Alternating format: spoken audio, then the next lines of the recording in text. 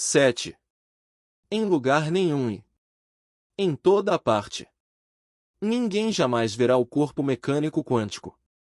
Isso pode ser um problema para muita gente. Além dos cientistas, todos nós ficamos mais à vontade com coisas que podemos ver e tocar. De um modo geral, a história da medicina moderna consiste na busca dos objetos sólidos, causadores das doenças, embora quase todas elas hajam no domínio do invisível, além de qualquer coisa que o olho humano pode perceber.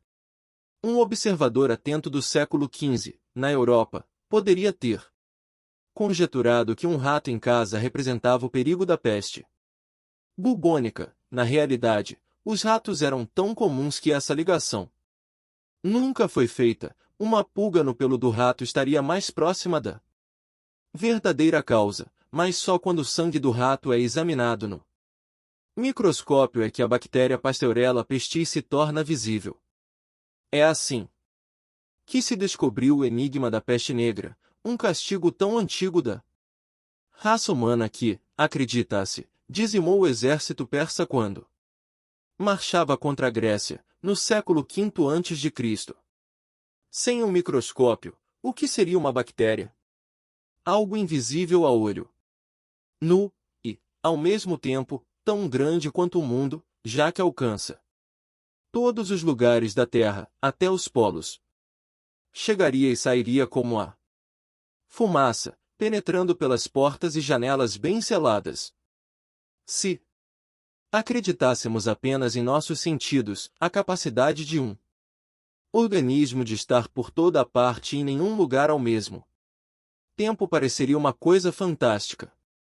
O mundo quântico é, em essência, apenas mais um passo na escala descendente do invisível. Ao contrário de bactérias menores, ou vírus, um único fóton, elétron ou qualquer outro objeto do mundo quântico não pode ser percebido por intermédio de nenhum meio que amplie a capacidade de visão ou tato. Eles estão, realmente, em toda parte e em nenhum lugar ao mesmo tempo. Até recentemente não havia a menor ligação entre esse fato e a medicina, porque o menor vírus é ainda milhões e milhões de vezes maior que uma partícula elementar. Os germes também não são muito estáveis no tempo e no espaço, mas os objetos quânticos lampejam dentro e fora da existência previsível. Se a Pasteurella pestis penetrar em seu sangue, ficará ali de modo absoluto e definitivo, ao contrário dos mesons, simples fantasmas que deixam traços luminosos numa chapa fotográfica, durante poucos milionésimos de segundo, e desaparecem da existência material, e muito diferente do neutrino, que atravessa todo nosso planeta sem ser percebido e sem que nada obstrua seu caminho. Essa ampla diferença na escala entre médicos e físicos quânticos manteve as duas ciências a salvo e afastadas até 1987, quando um imunologista francês, Jacques Benveniste, realizou uma experiência considerada ultrajante por todas as visões não quânticas do mundo. À primeira vista, o início da experiência pareceu inócuo. O Dr. Benveniste pegou um tipo comum de anticorpo chamado IgE, imunoglobina do tipo E, e o expôs a certas células brancas do sangue, chamadas basófilos. É bem conhecida a reação provocada pela interação desses dois elementos. O anticorpo IgE firma-se nos locais receptores específicos e espera. Ele aguarda uma molécula invasora flutuando na corrente sanguínea, da qual precisa se defender. Nesse caso, o invasor não é um germe, mas um antígeno, uma substância que causa alergias. Se você é alérgico a ferroadas de abelhas, as moléculas do veneno desse inseto, quando inoculadas em seu sangue, atraem um anticorpo IgE. Em poucos segundos, ele, por sua vez, desencadeia uma complexa cadeia de reações na célula, que ativa ao máximo a resposta alérgica do corpo, o basófilo solta uma substância química chamada histamina, que provoca inchaço, vermelhidão, coceira e falta de ar, típicos de um ataque alérgico. O mistério nas alergias está no fato de o antígeno, substância agressora que entra no organismo, ser geralmente inofensivo, lã, pólen, poeira, só que é tratado pelo sistema imunológico como um inimigo mortal. Para se descobrir a causa dessas alergias, elas foram profundamente estudadas no plano celular, e um dos resultados revelou um domínio maior do IgE. Esses dados são suficientes para compreendermos a experiência do Dr. Benveniste. Ele coletou um pouco de soro de sangue humano, repleto de células brancas e IgE, e o misturou a uma solução preparada com sangue de cabra que, sem dúvida, acionaria a liberação de histamina. Essa segunda solução continha um anticorpo anti-IgE, que representa o veneno da abelha, o pólen ou outro antígeno.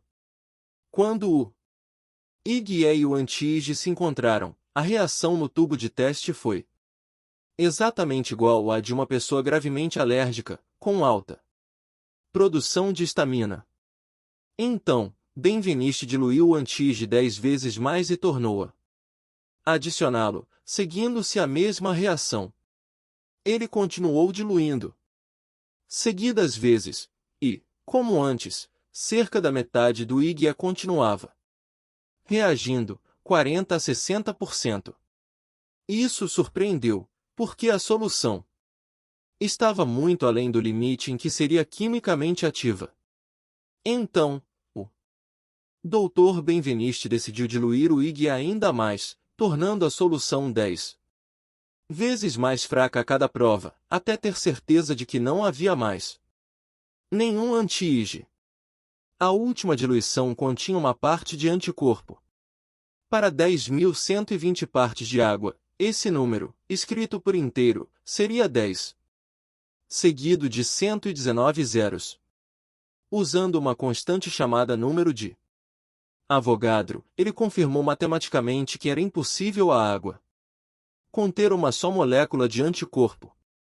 Quando adicionou essa solução, que já era apenas água destilada, desencadeou-se a reação de histamina com a mesma força anterior. No filme clássico de Humphrey Bogart, Uma Aventura na Martinica, há uma frase capciosa: você já recebeu a ferroada de uma abelha morta? Neste caso, a abelha também é invisível. Apesar do resultado absurdo, Benveniste repetiu a experiência 70 vezes e pediu a outros grupos de pesquisadores que a repetissem em Israel, no Canadá e na Itália, e todos chegaram ao mesmo resultado. Descobriram que se pode acionar o próprio sistema imunológico com um anticorpo que não está presente no organismo. Em nosso vocabulário, Benveniste havia descoberto o fantasma da memória. Ele mesmo se pergunta se a água não contém o fantasma gravado de moléculas que antes estavam ali. Seus resultados foram publicados com relutância na prestigiosa revista britânica Nature, em junho de 1988. Os editores expressaram francamente seu desgosto pelo resultado, afirmando, com absoluta razão, que ele não apresentava base física. As células brancas humanas agiam como se o anti-IgE as atacasse por todos os lados, quando, na realidade, não estavam em lugar nenhum. A medicina reluta em atravessar a porta quântica, mesmo que tenha sido claramente aberta por essa experiência. Asterisco foi amplamente divulgada a notícia de que Benveniste estava dando crédito aos métodos da homeopatia, um sistema de tratamento inventado pelo médico alemão Samuel Hahnemann, que continua popular em toda a Europa. O termo homeopatia vem de duas raízes gregas que significam sofrimento similar. Define-se, assim, o princípio fundamental homeopático de que o semelhante cura o semelhante. A homeopatia Enfrenta todas as doenças usando o método de Benveniste.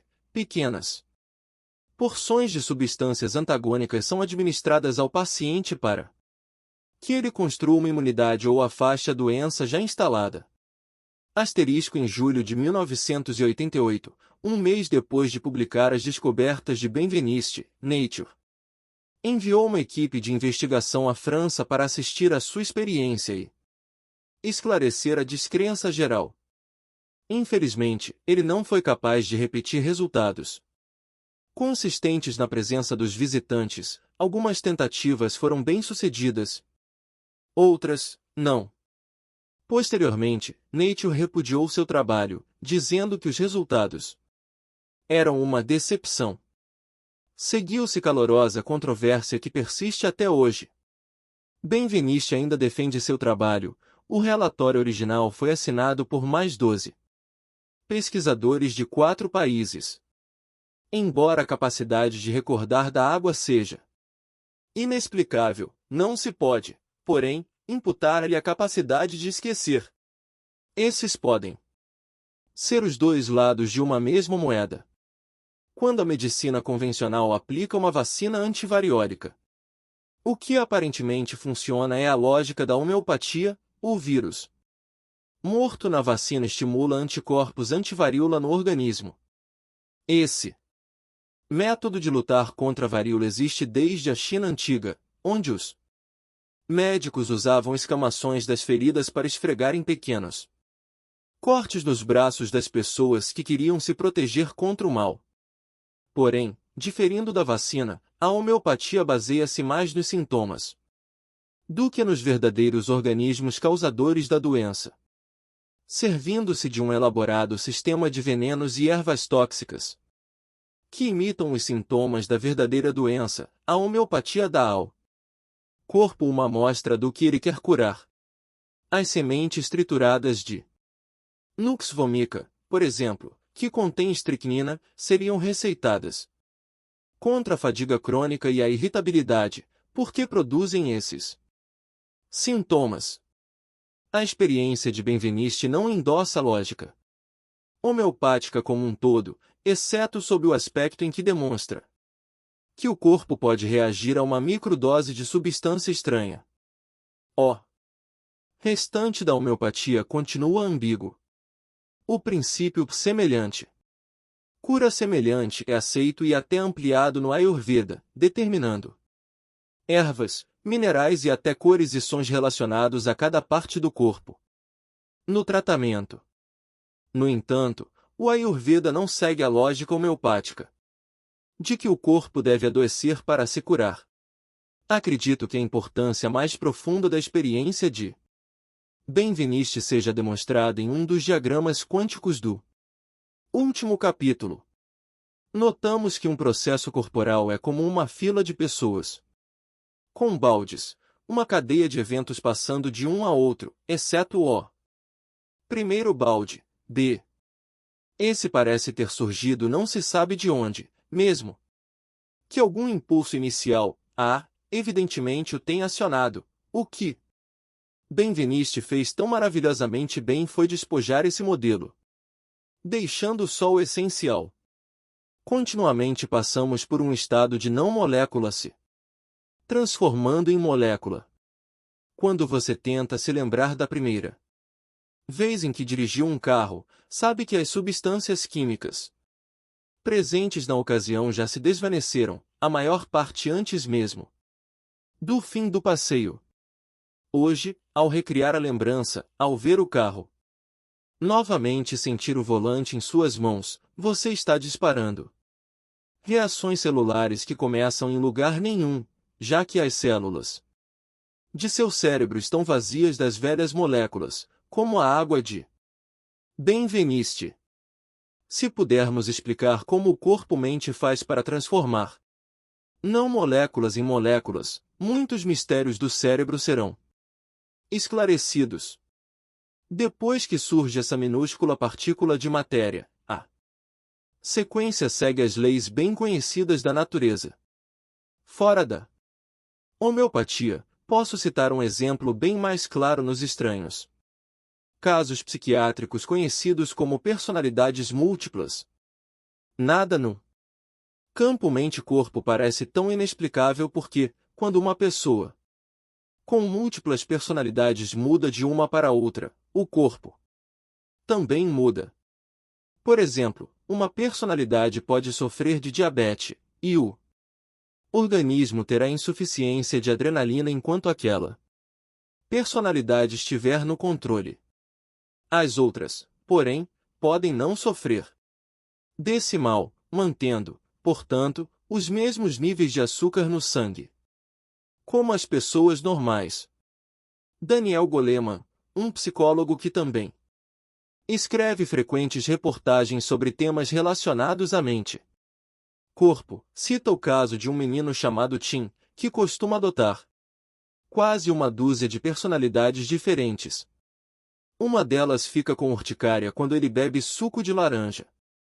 A urticária surge, descreve Goleman, mesmo quando Tim toma suco de laranja, e a tal personalidade emerge quando o suco ainda está sendo ingerido. E mais, se Tim voltar enquanto a reação alérgica ainda está presente, a coceira da urticária cessa imediatamente, e as bolinhas de água começam a desaparecer. Quando li pela primeira vez esse artigo, fiquei muito entusiasmado.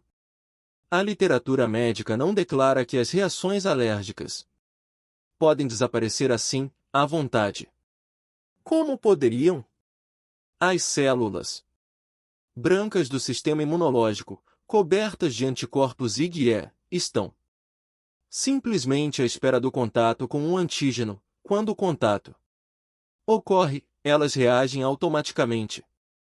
Mas, no corpo de Tim, é necessário que as células brancas pressintam a aproximação das moléculas de suco de laranja para tomarem a decisão se devem reagir ou não. Isso significa que a própria célula é inteligente. Respondendo à minha pergunta. Além disso, sua inteligência está dividida em parcelas iguais em cada uma das outras moléculas, e não mantida em uma especial, como o DNA, já que o anticorpo e o suco de laranja se encontram o tempo todo com átomos muito comuns de carbono, hidrogênio e oxigênio.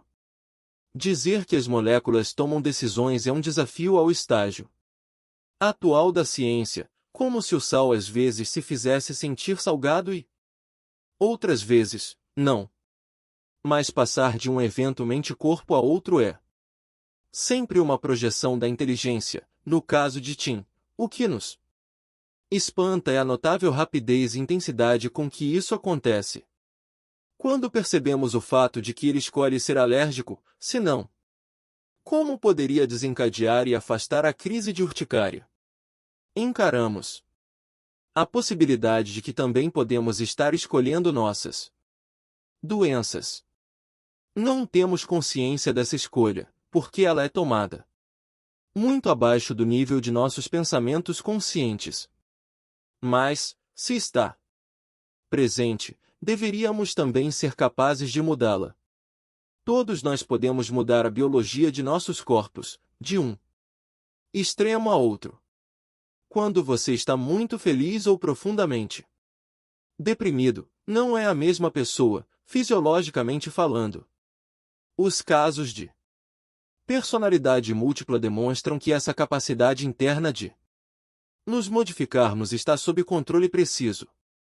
Quero comentar sobre um caso que ocorreu na família Chopra, relacionado a este assunto e, curiosamente, ao anticorpo IgE. Meu pai é cardiologista na Índia. Durante muitos anos foi médico do exército, o que nos levava, de posto a posto, por todo o país. Quando eu era criança, ele foi enviado a Jammu, um lugar distante ao norte, no estado de Caxemira. Não me lembro de nada durante essa nossa estada, mas durante anos ouvi comentários sobre as horríveis alergias que minha mãe sofreu lá.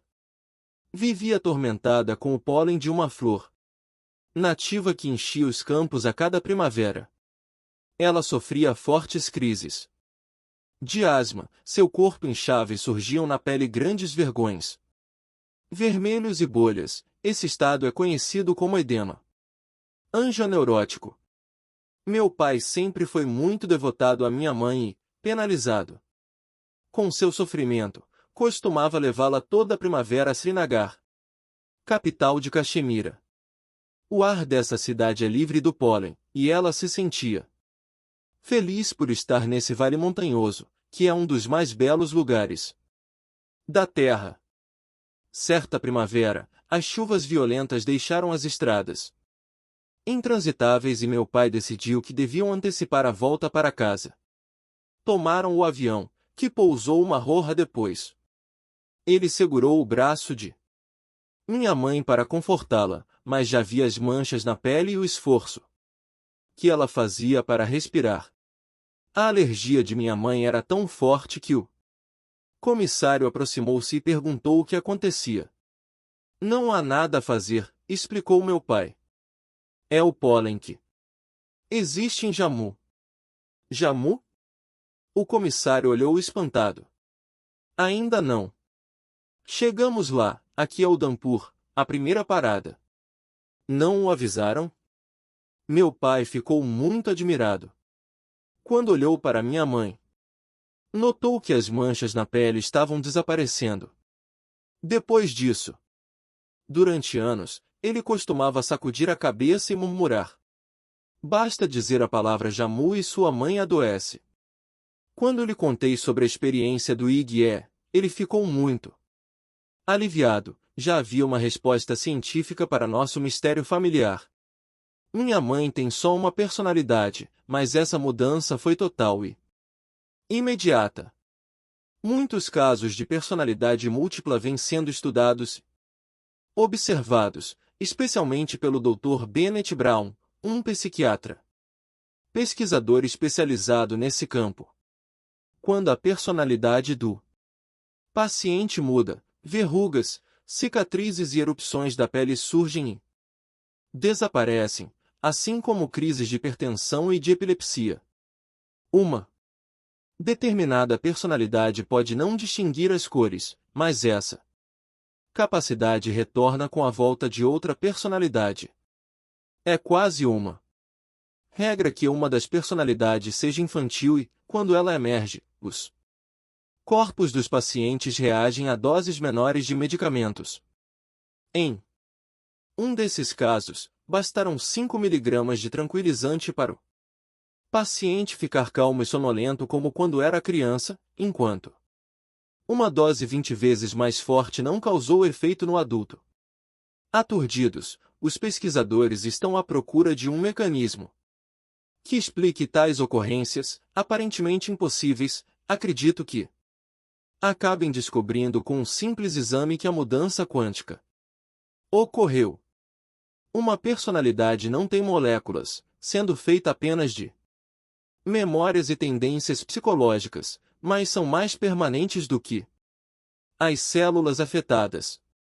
Este não é um mistério profundo, como vimos. Cada molécula do corpo está envolvida numa partícula de inteligência visível. O termo memória não é usado pelos físicos, mas é facilmente encontrado no mundo quântico, ainda que separadas por imensas distâncias de espaço-tempo, as partículas sabem o que cada uma está fazendo.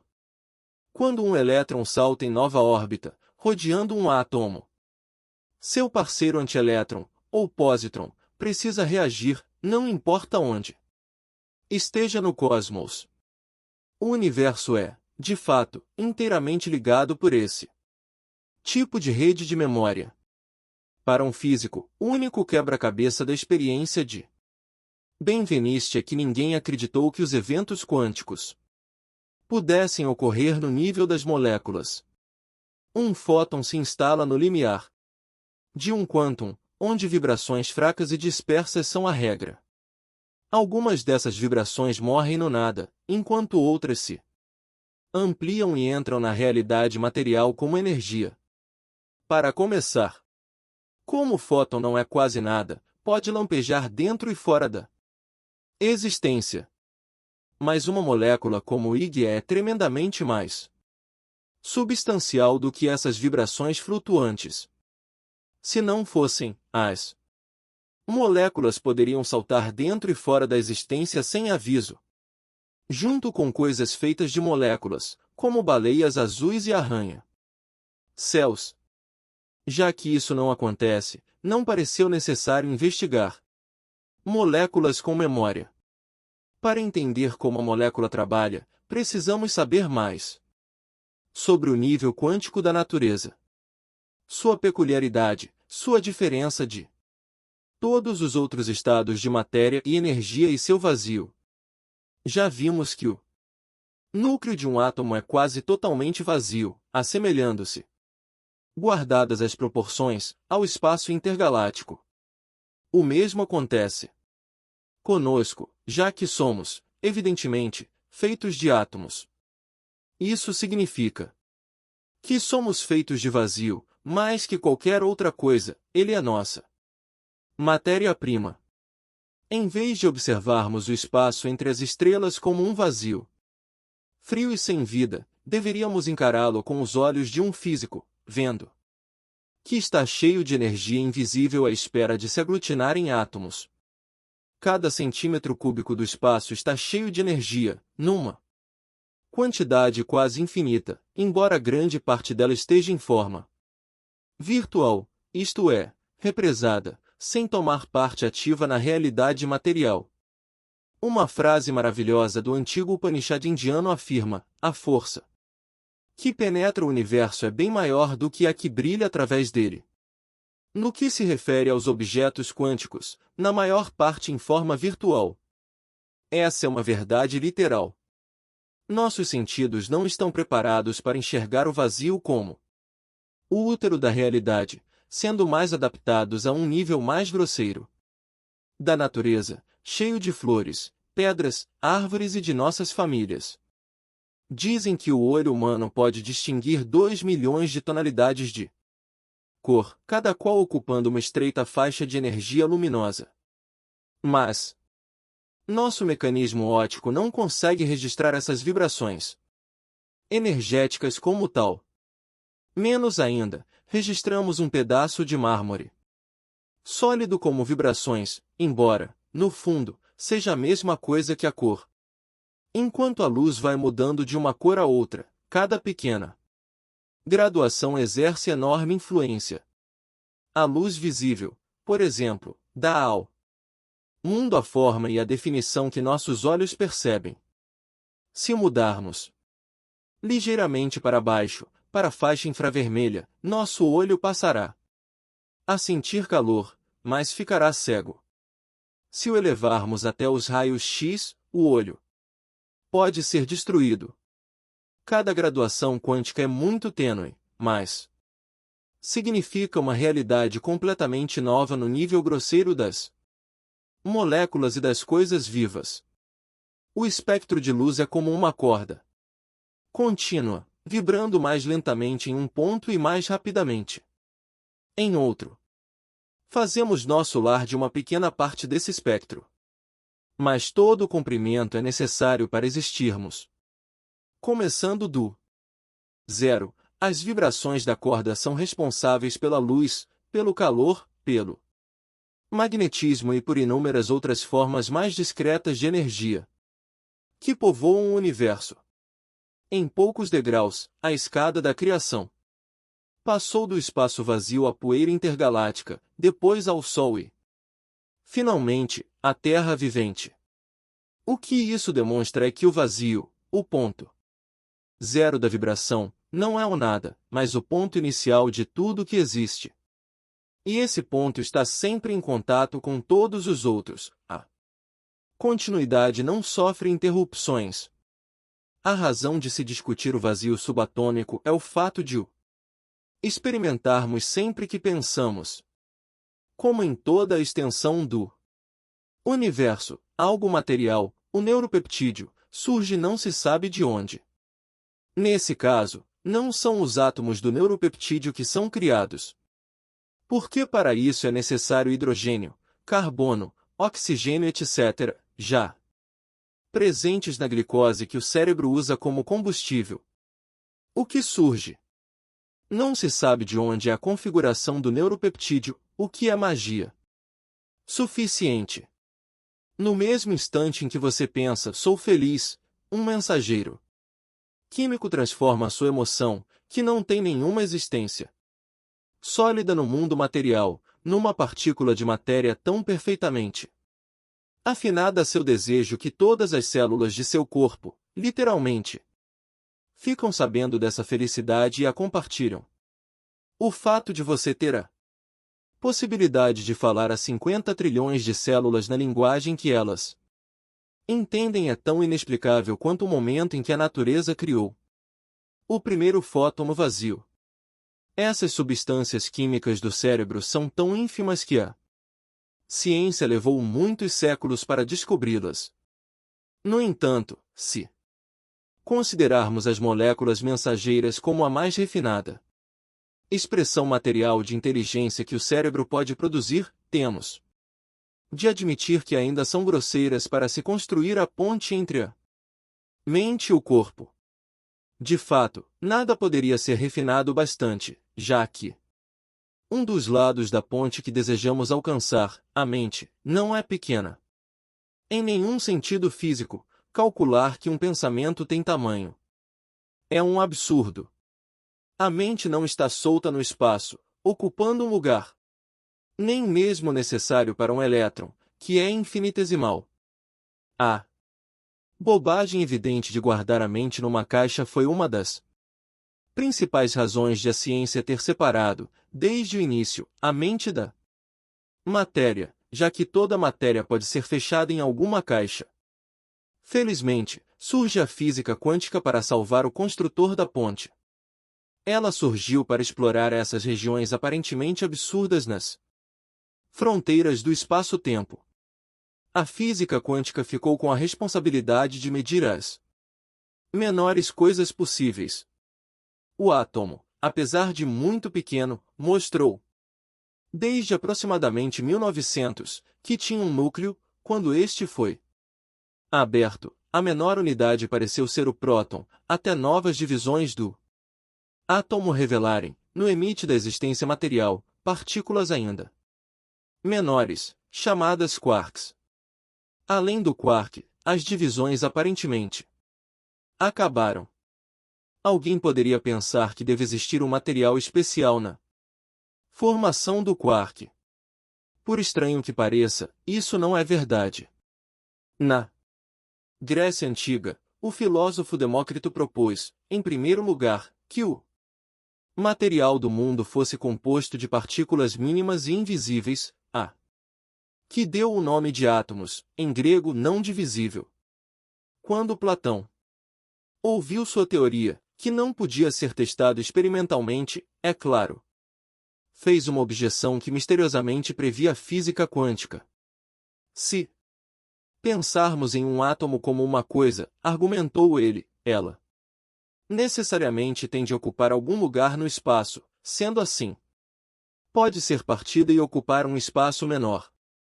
Qualquer coisa que possa ser partida em dois não é a menor partícula que constitui o mundo material. Com esse raciocínio impecável, Platão demoliu a teoria de que todas as partículas sólidas sustentam o bloco básico de construção da natureza, não apenas o átomo, mas o próton, o elétron e o quark. Todas elas podem ser divididas em duas partes num processo infinito, mesmo que na realidade isso não aconteça. Seja o que for que constrói o mundo, tem de ser algo tão mínimo que não ocupe lugar no espaço. Platão argumentou que o mundo nasceu das formas perfeitas invisíveis, semelhantes às geométricas. Os físicos modernos, por sua vez, estudam alternativas mais tangíveis como a matéria invisível chamada partículas virtuais, além dos campos de energia. A famosa equação de Einstein é igual a mc2 provou que a energia pode ser transformada em matéria, e isso permitiu um avanço da física para além da barreira do menor que o mínimo. Ninguém pode afirmar com segurança do que é feito um quark. Mas certamente não é de um pedaço de matéria sólida. O quark já está além do limite das coisas que se podem ver ou tocar, mesmo empregando-se instrumentos científicos que ampliem nossos sentidos. Seu bloco de construção pode ser apenas uma vibração que tem o potencial de se transformar em matéria. Portanto, ele é menor que o mínimo. Para um físico, todos os tamanhos acabam em um número específico, 10,33 centímetros cúbicos, uma fração inconcebível que pode ser escrita como um décimo precedido de 32 zeros, é conhecido como o limite de Planck, um tipo de zero absoluto para o espaço, como existe o da temperatura. Mas, quando essa barreira é alcançada, o que existe além? Nesse ponto a ciência da física emudece.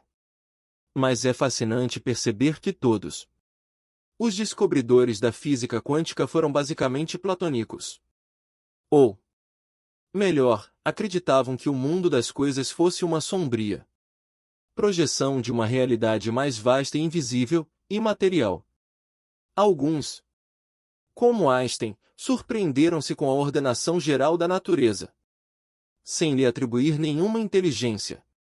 Outros, como Eddington, declararam simplesmente que a matéria-prima do universo era substância mental. Eddington defende sua posição com um argumento lógico tão elegante quanto o de Platão. Ele declara que nossa imagem do mundo é basicamente a formação de impulsos cerebrais. Essa formação, por sua vez, surge de impulsos que percorrem os nervos nos dois sentidos. Esses impulsos vêm de vibrações de energia nas bases dos nervos. Na base da energia está o vazio, o vácuo quântico. Qual parte é real? A resposta não está em nada porque a cada passo, ao longo do caminho, desde as vibrações de energia aos impulsos nervosos e a formação do cérebro, tudo não passa de um código. Não importa onde você procure, o universo visível é fundamentalmente um conjunto de sinais. Mas todos esses sinais formam um todo, transformando vibrações totalmente sem sentido em complexas experiências que possuem significado humano. O amor entre marido e mulher pode ser cruamente traduzido em dados físicos, mas com isso perde sua realidade. Além disso, diz Eddington, todos esses códigos demonstram a existência de uma coisa mais real, algo além de nossos sentidos. Ao mesmo tempo, também é algo muito íntimo, para que todos possamos ler o código e transformar vibrações quânticas ao acaso em uma realidade ordenada. Uma boa imagem para isso seria a de um pianista tocando um estudo de Chopin. Onde está a música? Você pode encontrá-la em diversos níveis, nas cordas vibrando, no bater dos martelos, nos dedos que tocam as teclas, nas notas escritas na partitura ou nos impulsos nervosos produzidos no cérebro do pianista.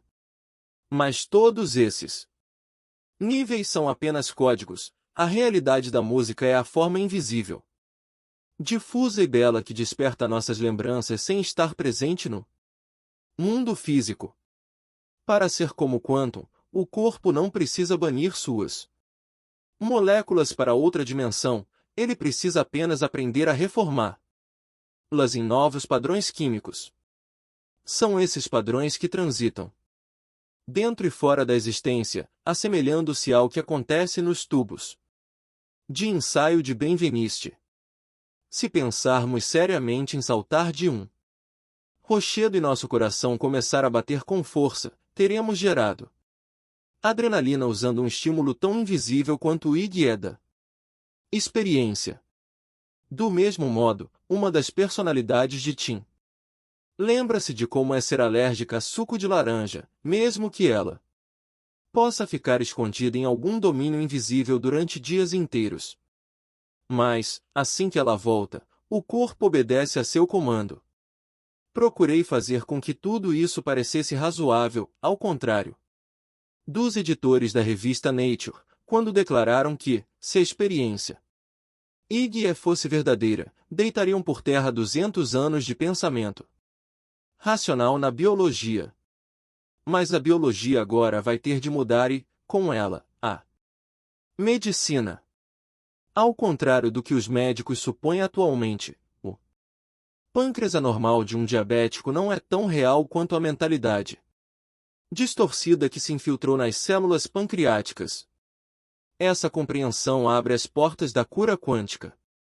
As técnicas mentais usadas pelo Ayurveda dependem da capacidade de controlar os padrões invisíveis que ordenam nosso corpo. Há pouco tempo, uma senhora idosa, minha paciente, vinha sofrendo de fortes dores no peito. Tinham feito o diagnóstico de angina pectoris, um dos sintomas mais comuns de doença cardíaca em estado avançado. No período de janeiro a março daquele ano, ela se lembrava de ter tido 60 crises de angina e tomou comprimidos de nitroglicerina para obter alívio. Recomendei-lhe que empregasse a técnica do som primordial para doenças cardíacas, e ela me disse que ia praticar sozinha. O conceito de terapia do som primordial foi um pouco discutido na introdução e novos detalhes serão dados mais adiante. Em julho, cerca de 2 meses depois, minha paciente escreveu, me declarando que as crises cardíacas tinham passado no dia em que aprendeu a técnica, e nunca mais voltaram. Ela sente-se bem e ativa. Muitas pessoas que sofrem de angina têm medo de esforço físico, mesmo que seja pequeno. Ela foi abandonando a medicação aos poucos, por conta própria, e recentemente matriculou-se numa escola com aulas diárias. Ficou muito orgulhosa por me contar essa última novidade, já que está com 88 anos de idade. A explicação para esse resultado, em meu modo de ver, é que a ligação mente-corpo passa a ficar sob controle. Eu também gostaria de dizer que a técnica Ayurveda não é mágica, ela apenas imita a natureza. Há alguma diferença entre minha paciente, que faz sua angina pectoris desaparecer, e uma personalidade múltipla que faz a mesma coisa? Um médico cético poderia negar que a angina tem, geralmente, duas causas. Uma é o espasmo das artérias coronárias, os vasos sanguíneos que alimentam o coração de oxigênio. Se elas se contraem durante um espasmo, o músculo cardíaco não recebe oxigênio e grita de dor. Minha paciente deve ter sofrido esse tipo de angina, diria o cético. A outra causa é o bloqueio de gordura nas artérias coronárias, o que não poderia ser curado por uma técnica mental. Eu seria forçado a responder que ambos os casos envolvem a memória. Os bloqueios de gordura não são tão substanciais quanto parecem. Se alguém se submeter a uma revascularização do coração e trocar as artérias velhas entupidas por outras desobstruídas, as novas frequentemente se entopem em questão de meses.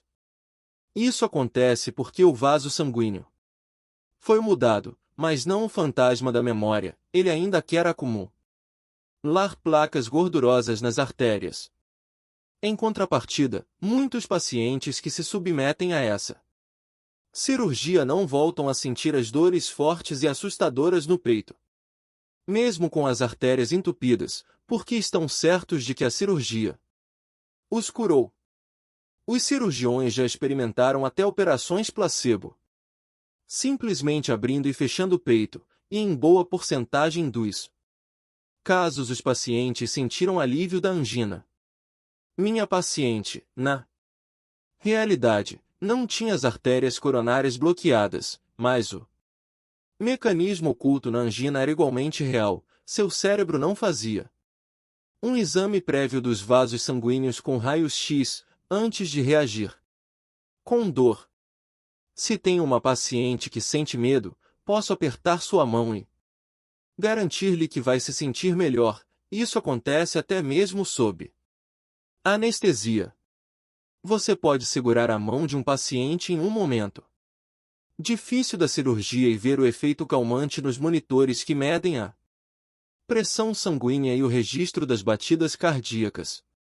O coração e o cérebro, ao que parece, estão ligados bem mais profundamente do que as células. Constatamos essa verdade sempre que um bebê está aninhado nos braços da mãe. Em poucos minutos os dois respiram no mesmo ritmo, mesmo que a criança esteja dormindo, e começam a sincronizar-se as batidas dos corações, não batem em uníssono, batida por batida, já que as do coração do bebê são bem mais rápidas que as da mãe. Essa ligação corpo-mente é invisível, mas quem poderia chamá-la de real? Tem passado silenciosamente de geração a geração.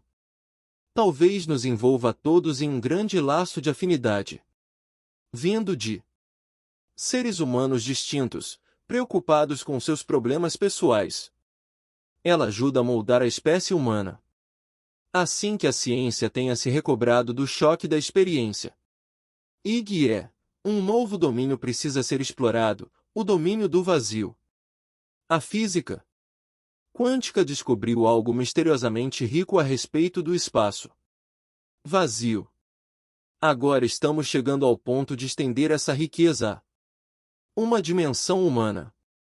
O universo em seu estado primordial foi comparado a uma sopa de energia que se transformou em partículas de matéria. Eu nos comparo, portanto, a uma sopa de inteligência, só que não sopa absolutamente, mas inteligência que aprendeu a cristalizar-se em partículas orgânicas, belas, precisas e poderosas, a que chamamos pensamentos.